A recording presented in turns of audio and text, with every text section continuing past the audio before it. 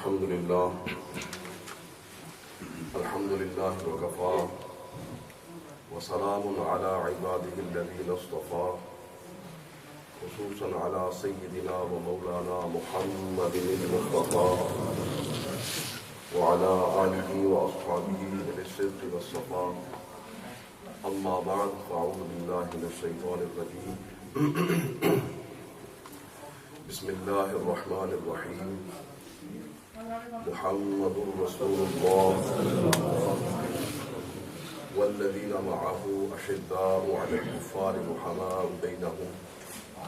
صدق الله مولانا العظيم وبلغنا رسوله النبي الكريم ونحن على ذلك من الشاهدين والشاكرين والحمد لله رب العالمين. والصلاة والسلام عليك يا سيدي يا رسول الله وعلى آله وصحبه يا حبيب الله.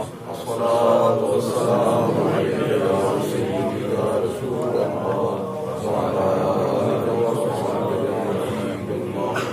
الصلاة والسلام عليك يا سيدي يا رسول الله وعلى آله وصحبه يا حبيب الله. میزبان مجلس نہایت ہی محترم، عزت و احترام کے قابل حضرت علامہ مولانا قاری محمد امین صاحب چشتی اور دیگر بزرگ علماء مشائخ حضرات، اور میں کیونکہ اس مسجد میں پہلی دفعہ آمد ہے اور مجھے مسجد کے باقی بزرگوں کے ناموں کا علم نہیں ہے اور نہ مجھے پوسٹر پڑھنے کی عادت ہے کہ میں اس پہ نام یاد کر کے آتا. جتنے بھی بزرگ آج کی اس مسجد کے مجلس کے بانی ہیں، انتظام کرنے والے ہیں، ان کو خصوصاً اور نبی پاک علیہ السلام کے یار غار کی یاد میں منعقد ہونے والی اس عظیم الشان تقریب میں حاضر سبھی عاشقان رسول صلی اللہ علیہ وسلم کو سب سے پہلے دل کی عطا گہرائیوں سے مبارکباد پیش کرتا ہوں کہ اس خوبصورت موضوع کا انتخاب کیا ہے اور یہ بتایا ہے کہ نہ ذکر رسول مٹے گا، نہ ذکر اصحاب رسول مٹے گا. نہ نبی پاک علیہ السلام کی بات ختم ہو سکتی ہے، نہ اس مجلس کی بات ختم ہو سکتی ہے جس کو اس مجلس میں بیٹھنے کا شرف حاصل ہوا ہے. میں بڑی مبارکباد اس بات پر پیش کروں گا کہ آپ حضرات اتنی دیر سے بڑی دل جمی کے ساتھ اور بڑے ذوق اور شوق کے ساتھ بیٹھے ہوئے ہیں. یہ آپ لوگوں کی حضرت ابوبکر صدیق رضی اللہ عنہ کے ساتھ خصوصی محبت کا ایک بیان ثبوت ہے. 3-4 مرتبہ یہ بات کہی گئی ہے کہ ایک سید زادہ رسول اللہ صلی اللہ علیہ وسلم کے صحابی کی شان بیان کرے گا. تو میں آپ کو بتاؤں، ہمیں گھر میں بھی یہ تعلیم دی جاتی ہے کہ امت پر نبی پاک علیہ السلام کے صحابہ کی عزت کرنا 1 مرتبہ ہے اور ہم پر 2 مرتبہ ہے. اس لیے کہ ہماری ذمہ داری مختلف ہے. وہ یوں کہ امت کا فرد ہونے کے ناطے اپنے رسول کے جتنے بھی مصاحبین ہیں، سرکار کی مجلس کرنے والے جتنے بھی صحابہ ہیں، ان سب سے پیار کرنا یہ ایک کلمے کی ڈیوٹی ہے. جو رسول اللہ کا کلمہ پڑھتا ہے اس کی ڈیوٹی ہے کہ وہ اپنے رسول کی مجلس میں بیٹھنے والے ہر صحابی کی عزت کرے. ہمارے بزرگ ہمیں یہ بتاتے ہیں کہ امت تو کلمہ پڑھنے کے ناطے کرتی ہے، پر ہمیں رسول اللہ کا بیٹا ہونے کے ناطے پھر اپنے باپ کے دوستوں سے محبت چاہیے. اس لیے کہ نبی پاک علیہ السلام کا یہ ارشاد ہے کہ احفظ ود ابیک، اپنے باپ کی دوستی کی حفاظت کر. تو ہمارے باپ کے دوست ہیں حضرت ابوبکر صدیق، اس لیے جو پیار ہمیں حضرت ابوبکر صدیق کے ساتھ ہو سکتا ہے وہ امت کو نہیں ہو سکتا. اگر آپ کے ابا جی کے ساتھ کسی نے مہربانی کی ہو تو ہمسائے کو وہ پیار اس کے ساتھ ہو سکتا ہے جو بیٹے کو ہونا چاہیے. اگر بیٹا حلالی ہے، واقعی اس نسل کا بندہ ہے. اسی طرح حضرت ابوبکر صدیق نے غار میں سانپ سے ڈسوایا میرے ابا جی کے لیے ہے، تو پیار بھی مجھے ہونا چاہیے. اس لیے ان کی بات انشاءاللہ جو میں کر سکوں گا، یعنی کوئی علمی بات نہیں، جو محبت کی بات میں کر سکوں گا یا جو عقیدت اور محبت مجھے ہونے چاہیے وہ ساری امت کے مقابلے میں ممتاز ہونی چاہیے۔ کچھ عرض کرتا ہوں، وقت اگرچہ بہت ہو چکا ہے اور میں سمجھ رہا تھا جب میں پہنچا ہوں کہ میں لیٹ ہو چکا ہوں، لیکن آپ کی مجلس کا رنگ دیکھ کے مجھے یہ احساس ہوا کہ انشاءاللہ لیٹ نہیں ہوں، اور قاری صاحب نے جس محبت کے ساتھ مجھے دعوت دی ہے اور جو شفقت فرمائی ہے اس کو میں یہ دیکھتے ہوئے سمجھ سکتا ہوں کہ میں آپ سے بات کرتا ہوں، اور انہوں نے جو بات قید لگائی ہے اگر وہ قید آپ نے اس کو چلایا ساتھ تو بات بھی آپ کو سناؤں گا، ہوگا کہ آپ کا رسپانس ہوگا آپ بات سنیں گے، رسپانس نہیں ہوگا تو میں بھی وما علینا۔ قرآن مجید فرقان حمید نے رسول اللہ صلی اللہ علیہ وسلم کی مجلس کی شان بیان کی ہے۔ محمد الرسول اللہ، محمد صلی اللہ علیہ وسلم۔ انگوٹھے چومو آج خاص طور پر، انگوٹھے چومنا اسی کی سنت ہے جن کی آج مجلس ہے، یہ طریقہ انہوں نے ایجاد کیا۔ سب سے پہلے انگوٹھے حضرت ابوبکر صدیق نے چومے ہیں، پیچھے لوگوں نے چومے، یہ سارے کہ میں کہتا ہوں محمد سارے انگوٹھے چومو، پتہ چلے کہ حضرت ابوبکر صدیق کی مجلس پر محمد الرسول اللہ صلی اللہ علیہ وسلم۔ یہ قرآن مجید فرقان حمید نے اپنے محبوب کے نام سے بیان شروع کیا ہے، اور بات کیا کرنی ہے، والذین معہ، اور وہ لوگ جو ان کے ساتھ ہیں۔ میں نے صرف آیت کا یہ آدھا حصہ پڑھا ہے، والذین معہ اشداء علی الکفار رحماء بینہم، وہ لوگ کفار پر سخت ہیں اور رحماء بینہم آپس میں رحیم ہیں، ایک دوسرے پر مہربان ہے۔ یہ رسول اللہ صلی اللہ علیہ وسلم کی مجلس کرنے والوں کی شان رب بیان کر رہا ہے، جو ان کے ساتھ ہیں وہ شان کے لوگ ہیں۔ کسی کی شان آپ آتے مسجدوں میں، مسجد کا خطیب بیان کر دے، لوگ کہتے ہیں آج تو بڑی تعریف ہوئی ہے، مسجد کے ممبر پر، رسول اللہ کے ممبر فلاں بزرگ نے ان کی شان بیان کر دی ہے۔ ذرا چشم تصور اس طرف بھی لے کے جاؤ کہ مسجد کے ممبر سے اگر کسی کی شان بیان ہو تو بندہ قابل تعریف سمجھا جاتا ہے، اگر اسی کی تعریف آپ کو والی بغداد شہنشاہ جیلان کرتے نظر آئیں، اسی بندے کی تعریف مولا کائنات کرتے نظر آئیں، اسی کی تعریف رسول اللہ خود کرتے نظر آئیں، لیکن ساروں کی باتیں چھوڑ دو، جن کی تعریف خود رب کائنات کر رہا ہے ان کا نام صحابہ ہے۔ لیکن ذرا توجہ کریں گے بیان کیسے کی، والذین معہ، پہلے کہا محمد الرسول اللہ، محمد اللہ کے رسول ہیں، اور علماء پیچھے بیٹھے ہیں، میں ان کی زیارت نہیں کر سکتا، مجھے پتہ ہی نہیں ہے، میں اگر پیچھے آ جاؤں آپ آگے آ جائیں، بات کرتے ہیں جناب۔ ہر مسجد میں سامنے والے پلر پر گھڑی لگی ہوتی ہے مولوی صاحب کو دکھانے کے لیے، چلو ٹھیک، تاکہ مولوی صاحب بریکیں لگا سکیں خطبے کے وقت، جو نماز کے وقت تقریر کرتے ہوئے اپنی بریکیں لگا سکیں۔ ٹھیک ہے، اب میرے ٹارگٹ رہے گی گھڑی۔ بات کہاں سے شروع کی ہے؟ رسول اللہ کے صحابہ کی بات کی ہے، لیکن بات شروع کہاں سے کی ہے؟ اور ان کی عظمت کا بیان معیت کے ساتھ ہوا ہے۔ پہلے بات کیا محمد، محمد اللہ کے رسول ہیں، ذرا غور فرمائیے، سرکار کے بے شمار نام ہیں، لیکن یہاں لفظ محمد کیوں استعمال کیا، اس پر غور کرتے پھر آگے چلتے ہیں۔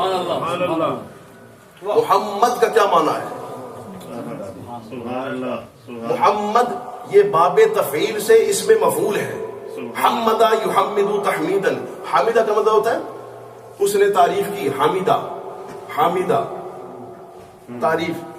تعریف، لیکن جب اسی کو باب تفعیل پر لے کے جاؤ تو حمدہ یحمد باب تفعیل ہے۔ یہ باب تفعیل کا مقصد ہے، اصل میں ہوتا یوں ہے جس طرح ہم لوگ اردو انگلش بولتے ہیں، جب کسی لفظ میں کوئی معنی میں تبدیلی لانا چاہے تو ہمیں ایکسٹرا لفظ لگانے پڑتے ہیں، لیکن عربی میں ایکسٹرا لفظ، ایکسٹرا ورڈز کی ضرورت نہیں ہوتی۔ وہیں اسی لفظ کے اندر زبر زیر پیش کو آگے پیچھے کیا، کچھ حروف آگے پیچھے کیے تو نیا معنی، نئی دنیا آباد ہو جاتی ہے۔ اب محمد جب کہا تو حمیدہ سے بنا ہے، حمیدہ کا مطلب تعریف ہے. اس کو جب باب تفعیل پر لے کر جائیں گے تو باب تفعیل کا قاعدہ یہ ہے کہ اس کا جو عین کلمہ مڈل لیٹر ہوتا ہے نا، اس کو آپ مشدد کر دیں، اس کی ڈپلیکیشن کر دیں تو ایک نیا دروازہ کھل جاتا ہے. حمیدہ نارمل تعریف کا نام ہے، لیکن جب حمدہ یحمد تحمیدن ہوگا تو اس کا مطلب ہوگا جس کی بار بار. یہاں آنے کے بعد ایک عربی کورس میں گیا تو وہاں پر جو ٹیچر پڑھا رہا تھا اس نے اسپیلنگ لکھے. ایکچولی پڑھانے والی وہ عورت تھی. اس کورس میں گیا، اس نے ٹیچر نے نام لکھا تو وہ کوئی بات سمجھانا چاہتی تو انہوں نے ایگزامپل کے طور پر کہا کہ یہ محمد، میرے ہسبینڈ کا نام محمد ہے، تو MUHAMAD لکھا اس نے.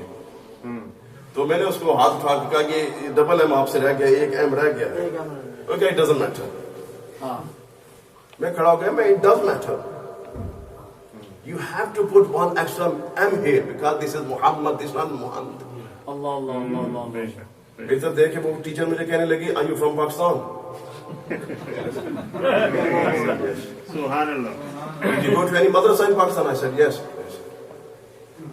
پاکستان، بنگلہ دیش، انڈیا، ایشین کنٹری، مدارس کے پڑھے وسے گرامر کے بارے میں کوئی بحث نہیں ہو سکتی. میں نے کہا نہیں، میں بتاتا ہوں تمہیں میں نے کیوں کہا ہے، میرے پاس وجہ ہے. میں نے اس لیے کہا ہے کہ اگر سنگل ایم ہو تو محمد بنتا ہی نہیں ہے. کیوں؟ یہ باب تفعیل ہے اور باب تفعیل کا اس میں مفعول ہے. جب تک یہاں ڈبل ایم نہ ہو باب تفعیل بنتا ہی نہیں، محمد بنتا ہی نہیں. باب تفعیل حمدہ یحمد تحمیدا فهو محمد وحمد یحمد تحمیدا فذاک محمد. یہ محمد اسے کہتے ہیں جس کی بار بار جس کی تعریف کی جائے اسے محمد کہتے ہیں. جس کی بار بار تعریف کی جائے.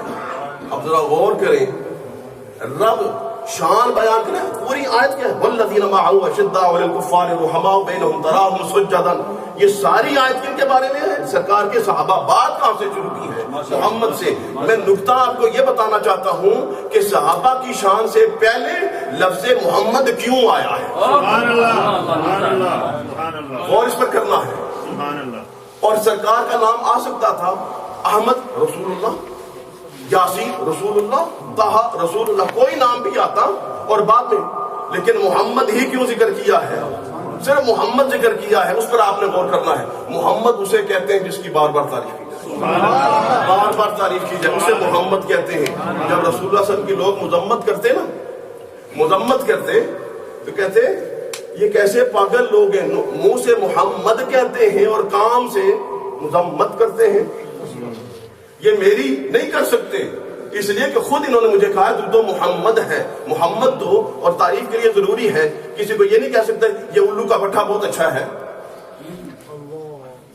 جب آپ کسی کو اچھا کہتے ہیں تو پہلے آپ کو ماننا پڑتا ہے یہ اچھا ہے. جب آپ نے کہہ دیا بہت قابل تعریف، اس کے بعد آپ اس کی اگر کوئی برائی بیان کرنا چاہے تو وہ برائی ہو ہی نہیں سکتی، کیونکہ آپ نے یا تو وہ بات سچی ہوگی یا یہ ہوگی. ایک ہو سکتی ہے، دونوں تو نہیں ہو سکتی. اب جب سارے کافر بھی کہیں وہ محمد ایسے ہیں تو لوگ کہتے تھے کیسے پاگل لوگوں، محمد پھر کیوں کہتے ہو؟ اس ضد میں آ کے انہوں نے کہنا شروع کر دیا مذمم. جب وہ مذمم کہہ کے سرکار کے بارے میں بری بات کرنا چاہتے، لوگ کہتے مذمم کون ہے؟ ہم تو مذمم کو جانتے ہی نہیں ہیں. محمد کہتے ہیں تو لوگ کہتے ہیں تو محمد کہہ کے اس کی بدخوئی کیسے کر سکتے ہو؟ جب مذمم کہہ کے کرنا چاہتے کہتے ہیں ہم تو مذمم کو جانتے ہی نہیں ہیں. اس طرح ان کو روکا جاتا. عرض کرنے کا مقصد یہ ہے کہ جس کی تعریف سب سے زیادہ کی گئی ہو، لیکن یہ فیصلہ میرا اور آپ کا نہیں ہے. ہم غلام ہیں سرکار کے.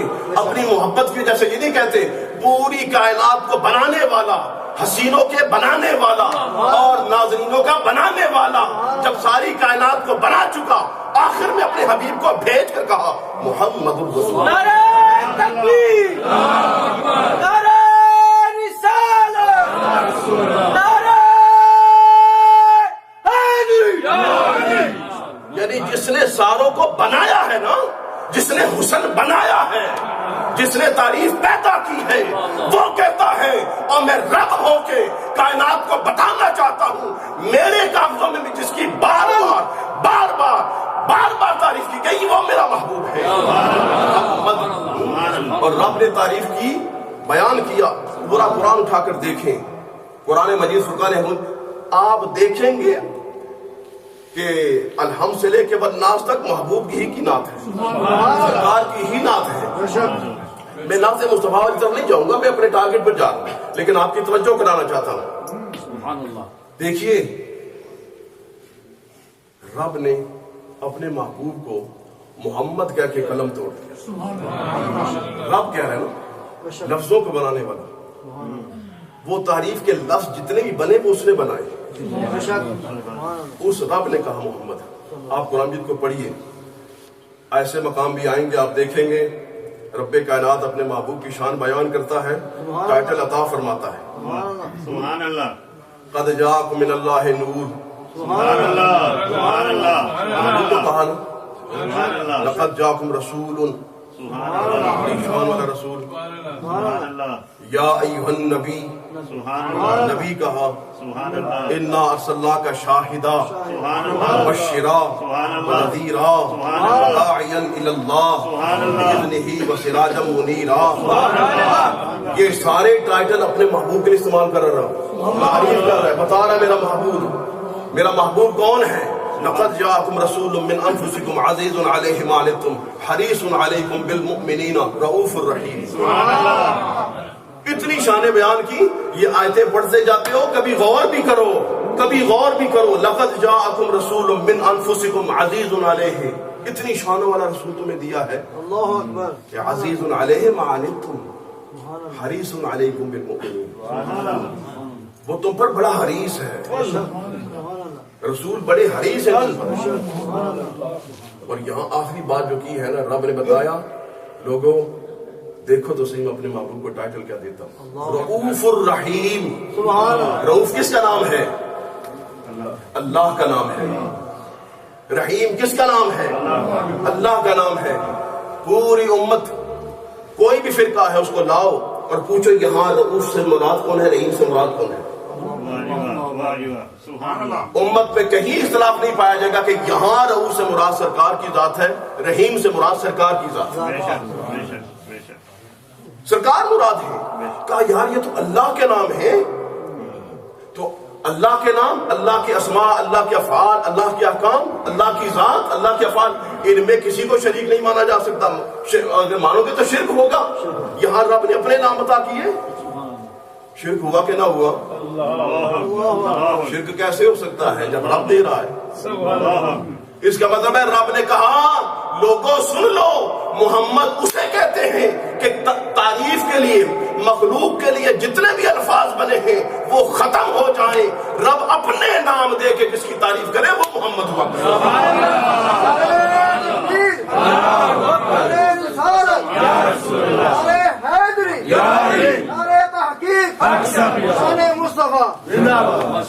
بات سمجھ آتی ہے کہ نہیں آتی ہے؟ رسول اللہ کے ماننے والے ہیں۔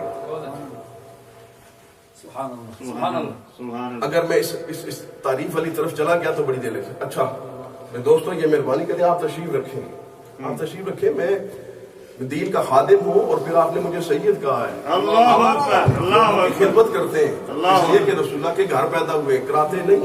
اللہ اکبر، آپ لوگ مجلس میں بیٹھیں، میری بات کو سنیں، اپریشیٹ کریں، اور جو میں بتاؤں اس کو ایمان کے طور پر قبول کریں، اسلام کے طور پر قبول کریں، اس پر عمل کریں، یہی میری خدمت۔ سبحان اللہ، سبحان اللہ، نعرہ تکبیر، نعرہ رسالت، نعرہ حیدری، نعرہ غوثیہ، پیر سید مظہر حسین شاہ صاحب۔ دیکھیں اب وہ نقطہ آتا ہے، والذین معاہ۔ اب میں شان بیان کروں گا حضرت بلال حبشی کی، سبحان اللہ، کہ کیوں شان ہے، کہا معاہ۔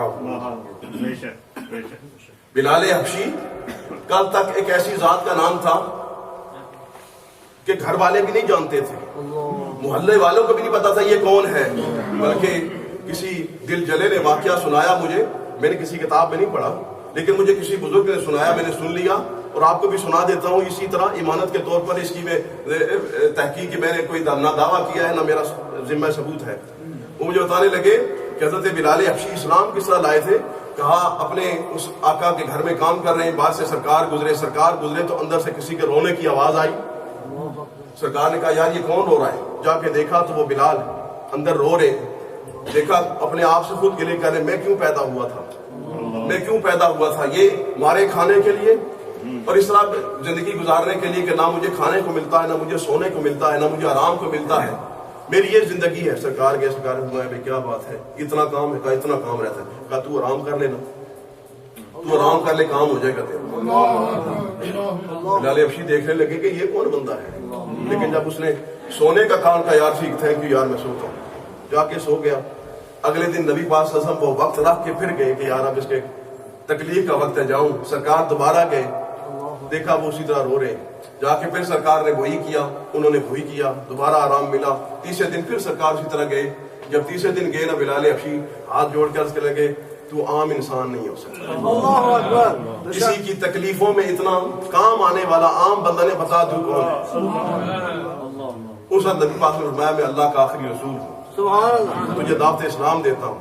تو کہا کام بعد میں کریں گے، آرام بعد میں کروں گا، پہلے کلمہ پڑھیں. سبحان اللہ.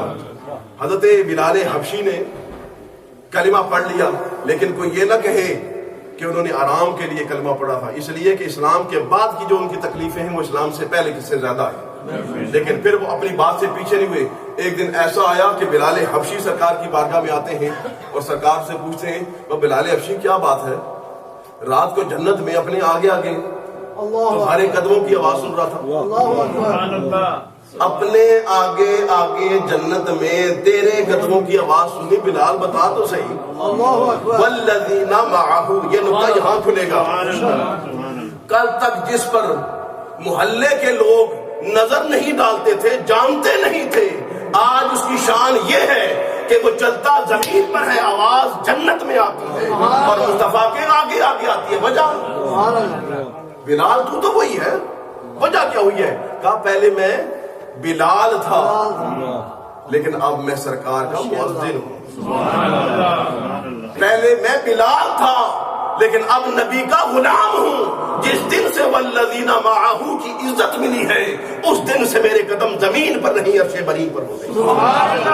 والذین معہ ہے، ہر صحابی کی عزت سرکار کی مجلس کی برکت سے ہے. کوئی کیا تھا. ابھی آپ نے ٹائٹل سنے، حضرت ابوبکر کو صدیق کبھی کسی نے کہا تھا؟ معاذ اللہ پہلے کبھی انہوں نے جھوٹ بولتے تھے یا کیسے بندے تھے، لیکن ان کی اس شخصیت کا کوئی بندہ واقف تھا نہیں. عمر کو کسی نے فاروق کہا تھا، عثمان کو کسی نے غنی کہا تھا، علی کو کسی نے حیدر کرار کہا تھا. عشرہ مبشرہ کو جنت کی بشارتیں ملی تھی. یہ کب ہوا؟ کہ والذین معہ، جب سے سرکار کی نسبت ملی ہے.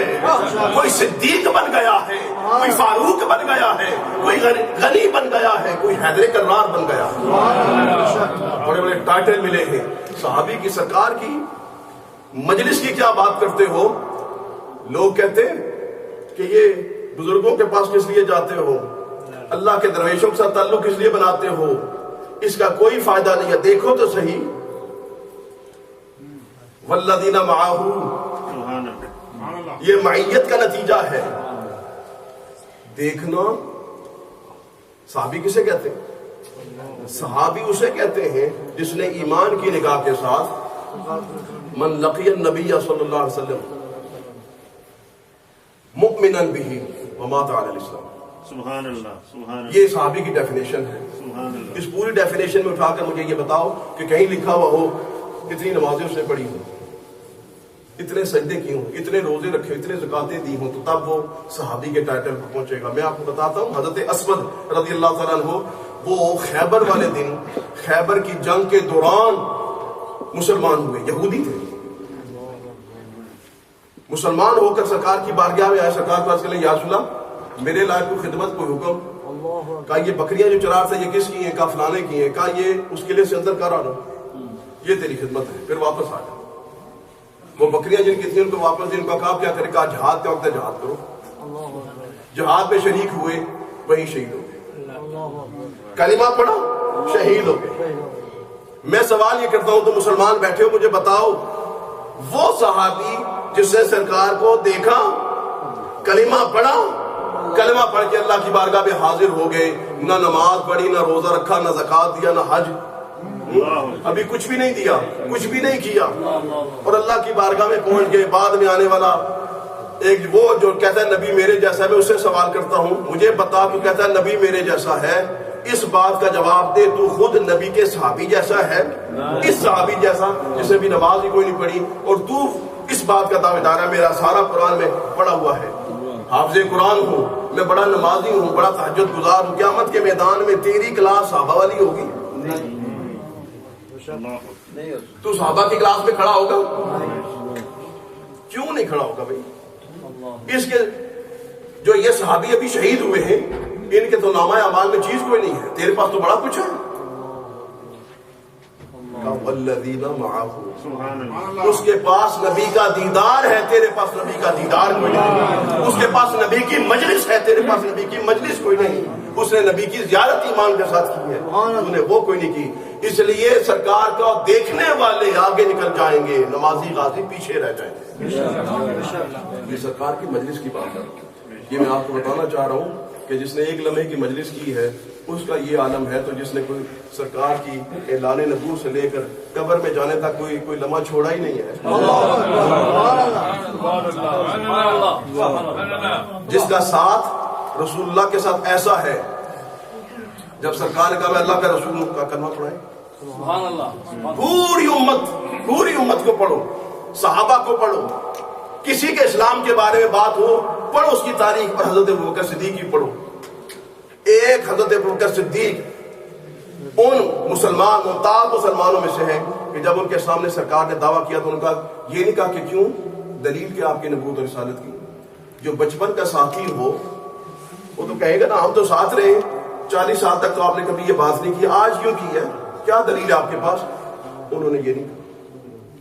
اور بڑی خوبصورت جملہ میرے ذہن میں آیا، بڑا ہی خوبصورت، اگر توجہ کرو گے تو، جس نے رسول اللہ کے ساتھ بچپن سے لے کے 40 سال تک قربت کا وقت گزارا ہے، کسی ایک نے بھی دلیل نبوت مانگی نہیں۔ بڑی جس نے سرکار کے ساتھ کبھی وقت گزارا ہے نا، اس کو نبی ماننے میں دیر لگی نہیں، اس لیے کہ وہ خلوت و جلوت میں دیکھتا رہا کہ یہ عام بندہ ہے ہی نہیں۔ جب حضرت ابوبکر صدیق کے سامنے اعلان نبوت ہوا تو حضرت ابوبکر صدیق نے کہنے لگے جلدی کیجئے کلمہ پڑھائیے، مجھے پہلے ہی پتا تھا کہ آپ عام بندے ہیں ہی نہیں، آپ اللہ کے رسول ہی ہو سکتے ہیں، کلمہ پڑھائیے۔ کلمہ پڑھایا، مسلمانوں کے کہنے لگے آپ مجھے بتائیں، سارے تو ابوبکر نہیں ہے نا، سارے تو صدیق نہیں ہے نا، جب لوگوں میں جا کے میں تبلیغ کروں گا، لوگوں کو دعوت دوں گا، اسلام کا کام کروں گا، تو وہ تو مجھ سے دلیل مانگیں گے، تو میں کیا دلیل دوں گا؟ مجھے دلیل دئیے، میں ان کو بتاؤں۔ صلی اللہ علیہ وسلم نے فرمایا اے ابوبکر، کیا وہ شام کے سفر پر دیکھا ہوا خواب کافی نہیں؟ البدایہ نے اس کا ذکر کیا ہے، سارے نے سبحان اللہ کہا، اس کا مطلب ہے خواب پتہ ہے۔ سبحان اللہ، خواب کیا ہے؟ اللہ۔ حضرت بکر صدیق آرام فرما رہے، خواب میں دیکھتے ہیں کہ آسمانی چاند آ کر سرکار ان کے حضرت بکر صدیق کی گود میں گرتا ہے، اس کا ایک ٹکڑا۔ جا کے پوچھا یار خواب یہ دیکھی ہے، راہ بتانے لگا کہ اللہ کا آخری نبی اعلان نبوت کرنے والا ہے، اور جس وقت وہ اعلان نبوت کرے گا ایک ایسا وقت آئے گا کہ تجھے تنہائی میں ان کا سر اپنی گود میں ملے گا۔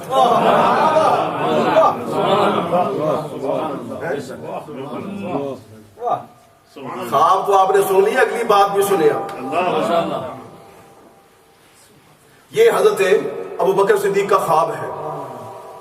آپ نے دیکھا ہے بعض دفعہ ایسا بھی ہوتا ہے مجلس لگی ہوتی ہے اور کوئی آرام فرما رہا ہوتا ہے، پاس بیٹھے والے بندے سے پوچھو یہ سو رہا ہے کیا دیکھ رہا ہے خواب میں؟ پاس بیٹھا ہو وہ کہے گا مجھے کیا پتا خواب میں کیا دیکھ رہا ہے، اس لیے کہ خواب ایک دنیا کا نام ہے، حقیقت کا نام ہے، مجاز کا جھوٹ کا نام نہیں ہے۔ خواب نبوت کا 46واں حصہ ہے، یہ اللہ کا پیغام ہوتا ہے، اللہ کی طرف سے علم ہوتا ہے۔ دیکھتے ہیں نبیوں کو خوابوں میں حکم ہوتے ہیں، حضرت ابراہیم علیہ السلام کو خواب ہی آئی تھی نا کہ اپنے بیٹے کو ذبح کرو، اب حکم تو اس میں نہیں ہوا تھا، صرف ذبح کرتے ہوئے دکھایا گیا، انی اذبحک فی المنام فانظر ماذا تری۔ تو بیٹے نے کیا کہا تھا؟ اسماعیل علیہ السلام اللہ کے نبی تھے نا، انہوں نے یہ نہیں کہا ابا جی you are having draining please. ہمارے جو اس ملک کے لوگ ہیں what have you done for me dad. اور آپ کے کو گال کرا تو جواب کیا ہوتا آگے سے بچے کا you have done nothing for me. اور یہ تکڑے جیسا یو ہیو ڈن نتھنگ. حضرت ابراہیم علیہ السلام نے کیا کیا تھا اسماعیل علیہ السلام کے لیے؟ اسماعیل علیہ السلام کو چھوڑ کر ریگزار میں صحرا میں جہاں پانی بھی نہیں ہے سبزہ بھی نہیں ہے چلے گئے تھے اور جا کر شام چلے گئے تھے. یہاں تو یہ اکیلے تھے اپنی امی جان کے ساتھ. لیکن جس وقت ذبح کرنے کی باری آئی حضرت ابراہیم کہتے ہیں تجھے ذبح کروں گا. بیٹے نے یہ نہیں کہا what have you done for me, you are living there, why you asking me that big sacrification? No, you can't do that. لیکن حضرت اسماعیل علیہ السلام نے کہا کہ ابا جی یا ابت افعل ما تؤمر. Oh Allah ji, oh my dad, do whatever you are commanded to do. کیجئے وہ کام کر جائیے جس کام کا آپ کو اللہ حکم کر رہا. انہوں نے کہا میں نے خواب دیکھی ابا جی. خوابوں کا کیا ہے؟ نہیں, انہیں پتا ہے کہ نبی کی خواب بھی وحی ہوتی ہے, خواب بھی علم ہوتا ہے. ابراہیم علیہ السلام کو خواب آئی, وہ علم تھا, وہ حکم تھا. اب حضرت ابوبکر صدیق کو خواب آئی. میں نے مثال کے طور پر یہ بات کہی, مجلس میں آگے پیچھے دیکھو, کوئی سو رہا ہو تو پوچھو کون سی خواب دیکھ رہے ہو, ہمیں تو نہیں نظر آ رہی. خواب نظر نہیں آتی دوسرے بندے کو, جو دیکھ رہا اسی کو نظر آتی ہے. حالانکہ وہ دنیا ہے. لیکن جب سرکار سے بات ہوئی, سرکار نے کیا کہا؟ رسول اللہ نے فرمایا وہ خواب, سرکار نے فرمایا جو راہب نے تعبیر بتائی تھی وہ کافی نہیں ہے. راہب نے تعبیر بتائی تھی وہ کافی, یہ نہیں کہا وہ جو خواب تم نے سفر شام میں دیکھی تھی وہ کافی نہیں ہے. مطلب وہ خواب تیری تھی, دیکھ میں رہا. یعنی نبی اس کو کہتے ہیں جو عالم دنیا میں رہ کے عالم خواب میں جھانک سکے اور اپنی خواب نہیں لوگوں کے خواب دیکھ سکے. اور جس نبی سے صدیق کا خواب نہیں چھپتا اس نبی سے ہمارا ظاہر چلے گا. نعرہ تکبیر, نعرہ رسالت, نعرہ حیدری. نبی کے علم کی باتیں کرتے ہو, ابوبکر صدیق کی باتیں کرتے ہو, ہم صحابہ کو ماننے والے ہیں. آؤ دیکھو تو صحیح, صدیقیت جو ہے وہ ایمان لا رہی ہے, اس کا پہلا قدم نبی کے علم غیب پر ہے. اگر وہ کہیں یا رسول اللہ یہ تو غیب کی بات ہے, نہیں, انہوں کا بات المخبر عن الغیب. نبی کی نبوت کی کہانی غیب سے شروع ہوتی ہے. جو غیب نہ جانے وہ نبی ہو سکتا ہی نہیں. المخبر عن الغیب یہ اس کا لغوی معنی ہے, یہ نبی کی نبوت کا جو اصطلاحی معنی ہے اس کو کور نہیں کرتا. یہ لغوی لٹرل میننگ ہے. المخبر عن الغیب, نبی کون کا جو غیب کی خبر دے وہ نبی ہوتا. خواب ابو بکر دیکھے بتائے نبی, اس سے پہلے کبھی حضرت ابوبکر صدیق نے بتایا تھا؟ نہ خواب دیکھتے وقت شام میں موجود ہے سرکار, نہ تعبیر پوچھتے وقت وہاں موجود ہیں, نہ تعبیر کے بتائے جانے کے وقت وہاں موجود ہیں, لیکن خواب بتا کے سرکار نے سارے راز کھول دیے. سرکار نے فرمایا اور تو خواب تو دیکھتا ہے جھونک میں رہا. جو نبی لوگوں کی خوابیں بھی دیکھ سکتا ہے وہ ظاہر کیوں نہیں دیکھ سکتا؟ عالم دنیا تو کہ. اور بڑے مزے کی بات ہے, کسی بزرگ نے بڑی خوبصورت بات لکھی ہے, انہوں نے کہا کہ نبی ایک عالم میں رہتے ہوئے دوسرے عالم میں بڑے آسانی کے ساتھ رابطہ کر سکتے. نبی پاک علیہ السلام مسجد نبی شریف میں تو نہیں, مدینہ طیبہ کی سرزمین ہے, بڑی مشہور حدیث ہے. نماز پڑھا رہے صلاۃ الخسوف یا خسوف, نماز پڑھا رہے, اور آپ پتہ میدان میں لگے سارے لوگ اکٹھے, بخاری شریف اٹھا کر دیکھیں, نماز پڑھتے پڑھتے سرکار نے ایسے ہاتھ بلند کیا, ہاتھ بلند کیا. صحابہ نے بعد میں پوچھا یا رسول اللہ آپ نے ہاتھ بلند کیا تھا, یہ نماز کو نیا انداز ہے, ہم نے بھی ایسے ہاتھ بلند کیا کرنا ہے؟ سرکار نے ایسی کوئی بات نہیں تھی. کہا پھر کیا بات تھی؟ کہا بات یہ تھی کہ جب میں نماز پڑھا رہا تھا تو میں نے جنت دیکھی اور جنت میں اپنا ہاتھ ڈال دیا, اور میں چاہتا تو میں جنت سے کچھ فروٹ ان کے بنچ ان کے گچھے توڑ کر لے آتا، تمہیں دیتا، تم قیامت تک کھاتے کبھی ختم نہ ہو۔ یہ اب عالم کی بات چھڑی ہے۔ جنت جو ہے نا وہ عالمی آخرت میں ہے، وہ اس کی دنیا علیحدہ ہے، کچھ دنیا میں نہیں ہے، وہ علیحدہ ایک دنیا ہے، اور ہزاروں نہیں، لاکھوں نہیں، کروڑوں اربوں میل دور ہے، بلکہ میل ہم ختم ہوئی ہو جو ہماری گنتی ختم، اتنی دور ہے، آسمانوں پہ جانے کے بعد بھی اتنی دور ہے۔ اب ہاتھ بلند کیا، صحابہ نے پوچھا کہاں تھا ہاتھ؟ کہا میرا ہاتھ یہاں زمین پر نہیں تھا، میرا ہاتھ تو جنت میں تھا۔ صحابہ نے کہا اچھا ٹھیک ہے، ایک بھی صحابی بتاؤ جو یہ کہے یا رسول اللہ یہ کیسے ہوتا؟ ہم نے اب خود دیکھا ہے، آپ کا ہاتھ تو یہاں تک تھا، اس سے آگے تو فضا تھی، کھلی فضا تھی، نہیں جنت۔ یار یہ معاذ اللہ استغفر اللہ، کسی ایک بندے نے کہا یہ جھوٹ ہے؟ کسی نے کہا؟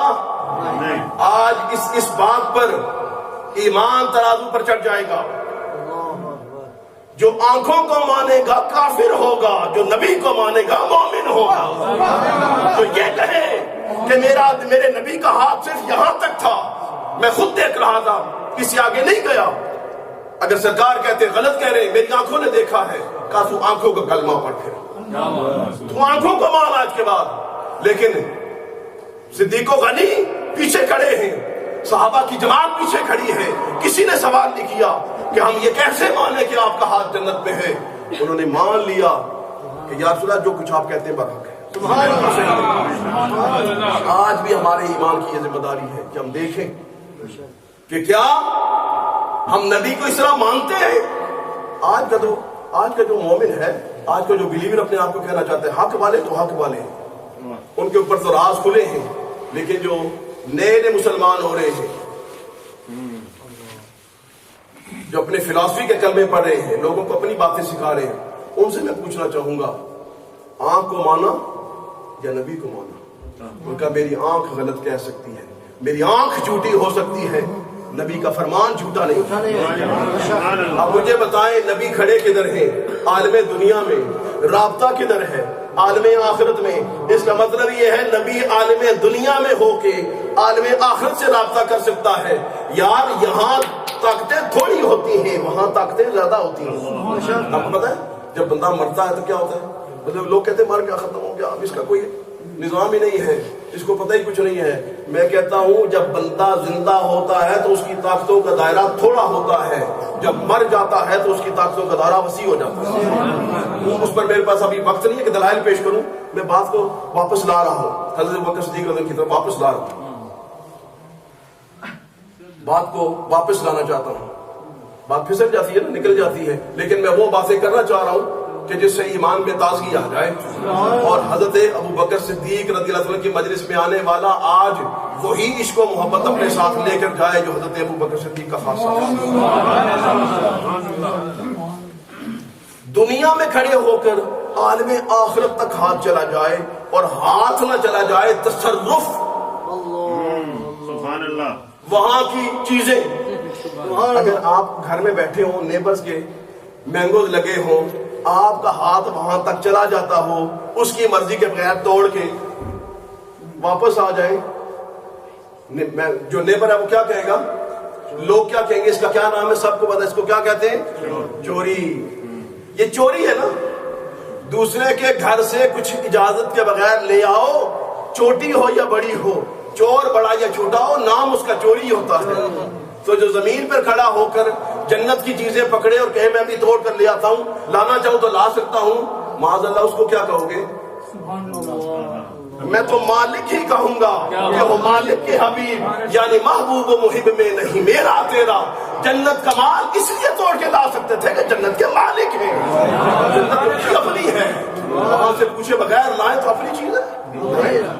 لیکن مجھے یہ بتائیں تو صحیح، وہاں سے لے کر آئیں، اچھا 10:10 ہو رہی، 5 منٹ ہو رہی، 10:15 پہ میں بات ختم کروں گا، کیونکہ ظاہری بات ہے آج دن کون سا ہے؟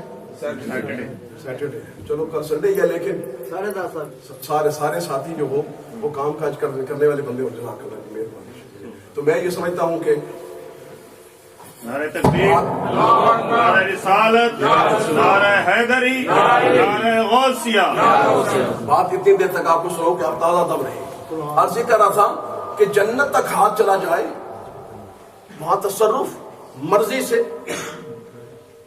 اب جنت کی اگر آپ خود دوریاں ناپنا چاہیں نا تو ایک لیول سے دوسرے لیول تک اتنی دوری ہے جتنی زمین و آسمان میں ہے۔ تو سرکار جنت تک چلے گئے، ہاتھ وہاں تک چلا گیا، وہاں سے توڑنے لگے تھے، توڑ کے لانے لگے تھے، تم کھاتے قیامت تک کھاتے، کبھی ختم نہ ہوتا۔ سمجھ آ رہی ہے بات کی نہیں آ رہی ہے؟ یاد رکھیے میرے وہ بھائی بھی تشریف فرما ہے جو سنت کی دعوت دیتے ہیں، یاد رکھو سنت کے پیچھے محبت کا فرما ہوتی ہے۔ جب تک سرکار سے محبت نہ ہو سرکار کی سنت پر کوئی نہیں چلے گا، اور اگر سرکار کی محبت کے بغیر سنت پر چلے تو پھر خشکی رستہ خشک عبادت بن سوزوں بن درد، ایک عبادت ملکی پائی نہیں ہے عاشق مردوں۔ پھر تمہارے درمیان میں اور دوسرے تبلیغ والوں میں کوئی فرق نہیں رہے گا، تمہارا اور ان کا فرق ہی محبت ہے، فرق ہی محبت ہے۔ اب میں یہ عرض کرنا چاہتا ہوں، دیکھو ہمارا نبی کتنا باکمال ہے۔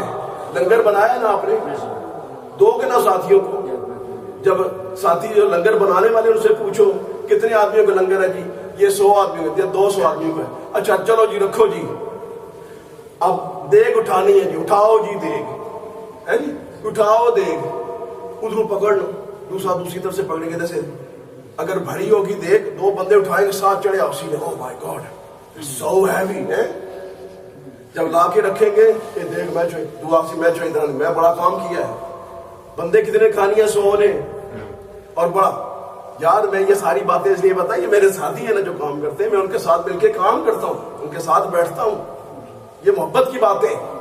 مجھے یہ بتاؤ 100 بندوں کا کھانا ہو، 2 بندے اٹھائیں تو سانس چڑھ جاتا ہے، اور فاصلہ یہاں سے وہاں تک کا ہوتا ہے۔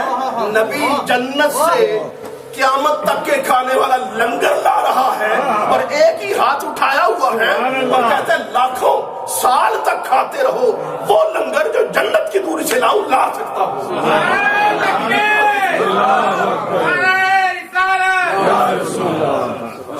نبی کی طاقت کا اندازہ کرو، طاقت کتنی ہے اس نبی کی۔ یہی وجہ ہے بدرے جو ہے نا جنگ حنین، اس کے اندر جب نبی پاک صاحب اکیلے رہ گئے، سرکار اپنے خچر سے اترتے ہیں، اپنی سواری سے اترتے ہیں، 14,000 بندہ سامنے ہے، مشکات شریف کی حدیث ہے، شاہد الحق صاحب نے اس پر بڑا خوبصورت تبصرہ کیا ہے۔ آپ فرماتے ہیں سرکار اپنی اس اونٹنی سے، اپنی سواری سے اترتے ہیں، اور اتر کر اپنی تلوار نکالتے ہیں، اور نکال کر فرماتے ہیں انا النبی لا کذب انا ابن عبد المطلب، اور میں نبی ہوں جھوٹا نہیں ہوں، میں عبد المطلب کا بیٹا ہوں۔ 14,000 بندے کو دیکھ کر جو گھبرایا نہیں ہے نا، اس کا نام محمد رسول اللہ۔ وہ کہتا ہے کہ میں ابھی جنت سے تمہارے لیے فروٹ لانا چاہتا تو لا سکتا تھا، لیکن لایا نہیں۔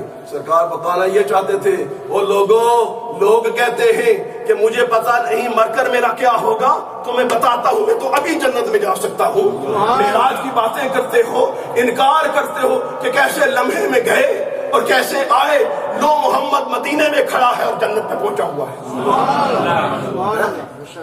جو نبی اس دنیا میں کھڑا ہو کر اس دنیا سے رابطہ رکھ سکتا ہے، وہ نبی اس دنیا میں چلا جائے تو اس دنیا والوں سے رابطہ کیوں نہیں رکھ سکتا؟ جیسا میں نے کہا کہ وہاں جا کے طاقتیں بڑھ جاتی ہیں، اور وَلَلْآخِرَةُ خَيْرٌ لَكَ مِنَ الْأُولَىٰ، نبی پاک علیہ السلام کے لیے تو آنے والا ہر لمحہ رب کے وعدے کے مطابق بہتر ہے۔ سرکار کی طاقتوں میں تو اضافہ ہوتا جا رہا ہے، سرکار اپنی قبر میں ہو کے ہم سے رابطہ کیوں نہیں رکھ سکتے؟ محمد الرسول اللہ صلی اللہ علیہ وسلم۔ حضرات میں نے جو آپ کو مزید 5 منٹ کہے تھے وہ پورے ہو گئے، اگرچہ آپ کا ذوق زندہ اور سلامت ہے انشاءاللہ۔ اگرچہ میں دیکھتا ہوں کہ مزہ بڑا آ رہا ہے، سبحان اللہ، اور باتیں حضرت بکر صدیقی کر رہے ہیں رضی اللہ تعالیٰ عنہ، مزہ بڑا آ رہا ہے، سبحان اللہ۔ ابھی تو صدیق کی صدیقیت کا دروازہ کھلا ہی نہیں ہے، اللہ اکبر، ابھی تو ہم اس طرف آئے نہیں کہ حضرت بکر صدیق رضی اللہ تعالیٰ عنہ نبی پاک صاحب کے ساتھ کس طرح قدم سے قدم، کندھے سے کندھا ملا کر چلے ساری زندگی، اور سرکار کے راستے میں کس طرح کھڑے ہوئے، اور نبی پاک علیہ السلام نے انہیں اپنے ساتھ کس طرح رکھا، اور کس طرح رکھنے کی کیا بات ہے۔ جس کو آج قبر میں پاس سلایا ہوا ہے، جس کو یار غار اور یار مزار کہتے ہیں، ان کی طرف تو بھی ہم تفصیلی طور پر بات نہیں کی، اگرچہ میں نے اشارہ دے دیا۔ آج یہ کر رہا تھا کہ ہمارے نبی وہ ہیں، حضرت بکر صدیق کی بات کی تو وہاں ان کا خواب دیکھ لیا، مدینے میں کھڑے ہیں تو جنت کو دیکھ لیا، صرف دیکھ نہیں لیا، جنت تک ہاتھ بلند کر لیا۔ ہمیں یہ یقین رکھنا چاہیے، ہمیں یاد رکھنا چاہیے کہ ہمارا نبی زمین پر ہوتے ہوئے عرش برین تک ہاتھ بلند کر سکتا ہے، دیکھتا ہے تو بلند کر سکتا ہے نا۔ وہ نبی جو زمین پر کھڑے ہو کر آسمانوں کے پیچھے بسی ہوئی جنت کو دیکھ سکتا ہے، وہ 2-4 ملک چھوڑ کے بیٹھے لندن مسلمانوں کو نہیں دیکھ سکتا؟ لوگ پوچھتے ہیں علم غیب کتنا بڑا مسئلہ بنا لیتے ہیں۔ سرکار مدینہ شریف میں ہمیں دیکھتے کیسے ہیں؟ وہ خدا کے بندے، تو نے کلمہ ہی نہیں پڑھا ابھی تک، تجھے پتہ ہی نہیں تیرا نبی کون ہے؟ تیرا نبی تو آسمانوں کو چیرتا ہوا جنت تک پہنچ جاتا ہے، وہاں اس کی نگاہ چلی جاتی ہے، وہ نبی مدینے سے لندن نہیں دیکھ سکتا۔ جبکہ نبی پاسم کا ایک شہزادہ یہ کہے نظر تو الہ بلاد اللہ جمعا، اب اس پر اختتام ہو جائے تو اچھی بات ہے۔ والی بغداد شہنشاہ جیلان حضرت غوث اعظم دستگیر فرماتے ہیں نظر تو الہ بلاد اللہ جمعا کخردلۃ علی حکم اتصالی، میں اللہ تعالیٰ کے شہروں کی طرف اس طرح دیکھتا ہوں جیسے میری ہتھیلی پر رائی کا دانہ ہو۔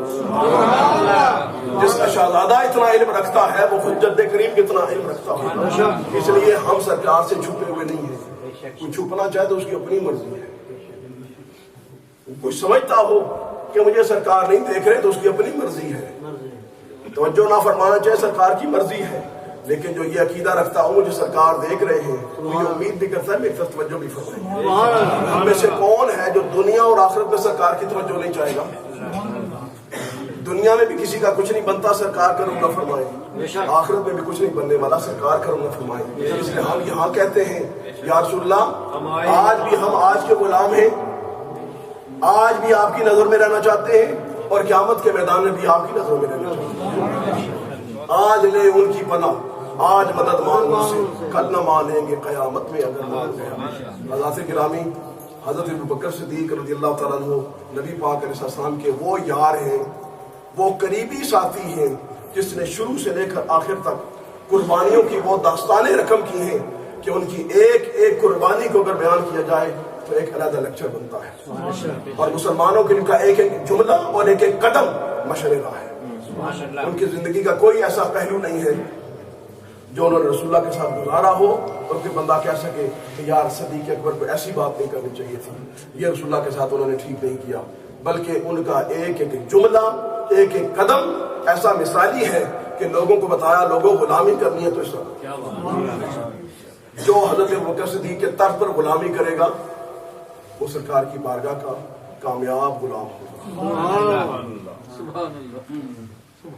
حضرت ابوبکر صدیق مکے سے چلتے ہیں اور مدینہ طیبہ تک، یہ 23 سال کا جو سرکار کا اعلان نبوت کے بعد کا وقت ہے، اس کی زندگی میں ایسا نہیں بتا سکتے کہ سرکار باہر گئے ہوں اور حضرت نبی پاک علیہ السلام ساتھ ہوں، صدیق اکبر ساتھ ہوں، ایسا نہیں، بلکہ ہر لمحے میں آپ دیکھیں گے سرکار کی ہر بات، حتیٰ کہ ہجرت کے موقع پہ جب حضرت بکر صدیق یہ چاہ رہے تھے کہ یا رسول اللہ باقی صحابہ ہجرت کر کے جا رہے ہیں، مجھے بھی حکم ہو، مجھے بھی اجازت تو میں بھی جاؤں ہجرت کر کے، تو آج تو لفظ ہجرت ایک بہت چھوٹی بات بن گئی ہے، جو بندہ ہجرت کو کچھ نہ سمجھے اس کو کہو آج تجھے انگلینڈ چھوڑ کے جانا پڑے تو کیا کرے گا، کتنی دیر میں چلے گا؟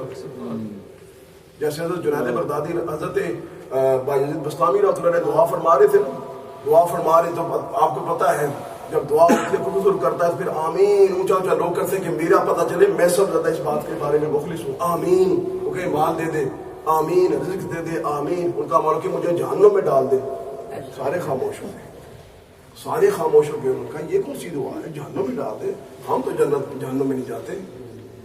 بعد میں جب دعا ختم ہوئی اس وقت پوچھا گیا، مریدین پوچھنے لگے حضرت یہ کیا دعا کیا ہے؟ اس وقت حضرت بایزید بسطامی فرمانے لگے کہ میں جہنم کی دعا اس لیے کرتا ہوں کہ اگر اللہ تعالیٰ مجھے ایک دفعہ جہنم میں ڈال دے پھر میں جہنم کی آگ کو دیکھوں گا جلتی کیسے ہے. اگر میں چلا جاؤں اور جہنمیوں ساروں کا بھلا ہو جائے, جہنم کی آگ جل ہی نہ سکے, تو رب کا تو کچھ ہی نہ جاتا. اس لیے کہ میرے دل میں وہ نور ایمان ہے کہ میں جہنم میں جا کے بیٹھوں نا, صرف پل صراط پر چند منٹ کھڑا ہو جاؤں تو جہنم کی آگ کو ٹھنڈا کر کے چھوڑ دوں. اتنی محبت رکھتے ہیں, ایسی باتیں اگلی حد تک جاتے ہیں. حضرت بکر صدیق رضی اللہ تعالیٰ عنہ کسی بھی ایسے وقت میں آپ نہیں دیکھیں گے امتحان کا وقت آیا ہوا ہو اور حضرت بکر صدیق نے پیچھے قدم اٹھایا, بلکہ آگے ہی آگے ہجرت کے موقع پر انہوں نے چاہا کہ میں چلا جاؤں. جیسا میں عرض کرنے لگا تھا کہ ہجرت آج ایک عام لفظ ہے, عام بات ہے, لیکن ہجرت کرنی پڑے تو پھر پتہ چلتا ہے. ماں باپ کو چھوڑنا پڑے, بہن بھائیوں کو چھوڑنا پڑے, وطن کو چھوڑنا پڑے, جائیداد چھوڑنی پڑے, کاروبار چھوڑنے پڑے, رزق روزی کے سارے وسائل چھوڑنے پڑے, دوستیاں یاریاں چھوڑنی پڑے, وطن اپنا چھوڑنا پڑے, اپنے پرانے بچپن کے یار چھوڑنے پڑے, اور پھر بندہ چلا جائے. ہجرت بڑی چیز ہے. لیکن سارے صحابہ کہنے سرکار بکر صدیق کہتے ہیں یا رسول اللہ میں بھی ہجرت کروں. سرکار فرماتے تو ٹھہر جا, کیا ہوتا اللہ تعالیٰ تیرا کو اچھا سنگ بنا دے, اچھا سنگ بنا دے, ساتھی بنا دے. اور آخر میں جب سرکار کو حکم ہوا, سرکار نے فرمایا اے ابو بکر, رب نے میری ہجرت کے ساتھی کے لیے تجھے چنا ہے. سبحان اللہ. آج بھی ہم نے دیکھا ہے بزرگ جاتے ہیں نا کہیں, اللہ کے ولی درویش بزرگ جب کہ جاتے ہیں تو ان کی گاڑی میں جس کو بیٹھنے کا ساتھ موقع مل جاتا ہے نا, وہ فون کر رہا ہے, میسج کر رہا ہے, ٹیکسٹ کر رہا ہے, واٹس ایپ کر رہا ہے, فیس بک پہ عامر پیر صاحب, عامر پیر صاحب, عام صاحب, علامہ صاحب, میں ان کے ساتھ بیٹھا ہوں, میں ان کے ساتھ بیٹھا ہوں, میں ان کے ساتھ بیٹھا ہوں. ہے کس لیے؟ اتنی بڑی شخصیت کی مجھے میت حاصل ہو رہی ہے. لیکن یہ پتہ ہے کون ہے جو آج ساتھ جا رہا ہے, جو گاڑی میں ساتھ بیٹھتے ہیں کہتے ہیں عامر پیر صاحب. لیکن جب جا رہے ہیں نا یار, میں بات لمبی ہو جائے گی, ہے بڑے مزے کی ہے, میں آخری جملہ کہتا ہوں پھر میں آگے بات نہیں چھیڑتا, بڑی مزے کی بات ہے, اس طرف ہی جاتا. صرف یہ بات کہتا ہوں کہ جب جا رہے ہیں نا ساتھ, تو آپ تو پیر صاحب کے ساتھ پچھلی سیٹ میں بیٹھے ہوتے تو خوشیاں منا رہے ہوتے ہو. یہ ابو بکر صدیق وہ ہے کہ چلتے چلتے چلتے ایک ایسا وقت آیا, رسول اللہ صلی اللہ علیہ وسلم تھک گئے, حضرت بکر صدیق کہتے ہیں یا رسول اللہ آئے. سرکار نے حضرت بکر صدیق نے کاندھا دیا, کاندھوں پہ اٹھا لیا اور چل پڑا. سفر دونوں کر رہے ہیں, تھکے دونوں ہیں, پر ابو بکر کو پتا ہے میں غلام ہوں, یہ میرے آقا ہے. جس نے اپنے کندھوں پہ اٹھا کے سرکار کو ہجرت کا سفر کرایا, اس کا نام ابو بکر.